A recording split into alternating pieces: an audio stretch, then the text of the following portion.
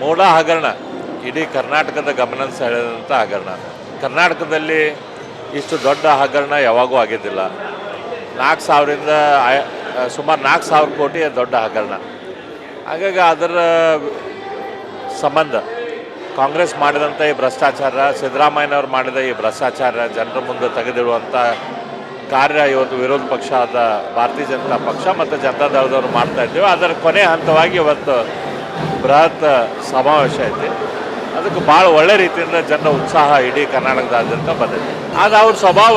ಸಿದ್ದರಾಮಯ್ಯನವರು ಎಲ್ಲ ಮಾಡಿನೂ ಏನು ಮಾಡ್ದಂಗೆ, ಎಲ್ಲ ಗೊತ್ತಿದ್ದು ಏನು ಗೊತ್ತಿಲ್ದಂಗೆ ಮಾಡುವಂಥ ಬಂಡ ಸ್ವಭಾವ ಮೊದಲಿಂದನೂ ಸಿದ್ದರಾಮಯ್ಯನವ್ರದ್ದು ಸ್ವಭಾವ ಐತೆ.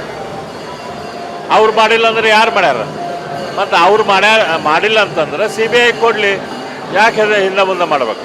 DK ಶಿವಕುಮಾರ್ ಅವ್ರದ್ದು ಒಂದೇ ಸ್ಟ್ರಾಟಜಿ. ಈಗ ಏನಾದರೂ ಕೂಡ ಸಿದ್ದರಾಮಯ್ಯನವ್ರು ಕುರ್ಚಿ ಬಿಟ್ಟು ಇಳಿತಾರೆ. ಅವ್ರು ಕುರ್ಚಿ ಬಿಟ್ಟು ಇಳಿದ ಮೇಲೆ ನನಗೆ ಸಿದ್ದರಾಮಯ್ಯನವ್ರು ಕೋಆಪ್ರೇಟ್ ಮಾಡಬೇಕು. ಅದಕ್ಕೆ ಈಗ ಅವ್ರ ಪರವಾಗಿ ಇದ್ದಂಗೆ ನಾನು ನಾಟಕ ಮಾಡಿದರೆ ಅವ್ರ ಮುಂದೆ ನನ್ನ ಪರವಾಗಿ ಇರ್ತಾರೆ ಅಂಥೇಳಿ ಆ ಲೆಕ್ಕಾಚಾರ ಹಾಕಿ DK ಅವರು ಈ ಟೈಪ್ ಮಾಡ್ತಿದ್ದಾರೆ. ಅವ್ರ ಬಾಯಲ್ಲಿ ಇರೋದೇ ಬೇರೆ, ಹೃದಯದಲ್ಲಿ ಇರೋದೇ ಬೇರೆ. ನೋಡ್ರಿ, ಮುಖ್ಯಮಂತ್ರಿ ಸ್ಥಾನ ಭಾಳ ಎತ್ತರದ ಸ್ಥಾನ. ಅಲ್ಲಿರೋರ ಬಗ್ಗೆ ಇಡೀ ರಾಜ್ಯದ ಜನ ಒಂದು ರೀತಿ ಗೌರವದಿಂದ ನೋಡ್ತಿರ್ತಾರೆ.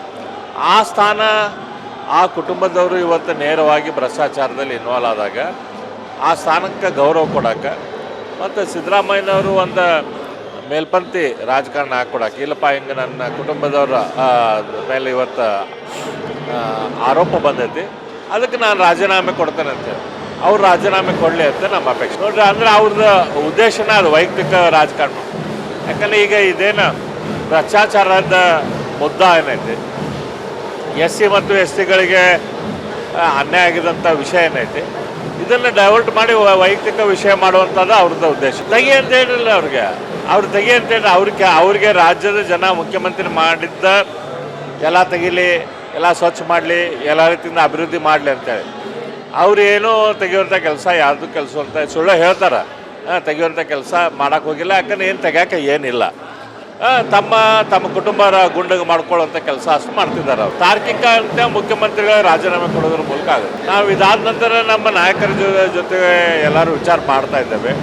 ನಮ್ಮ ದೆಹಲಿ ನಾಯಕರ ಜೊತೆನೂ ವಿಚಾರ ಮಾಡ್ತಾ ಇದ್ದೇವೆ.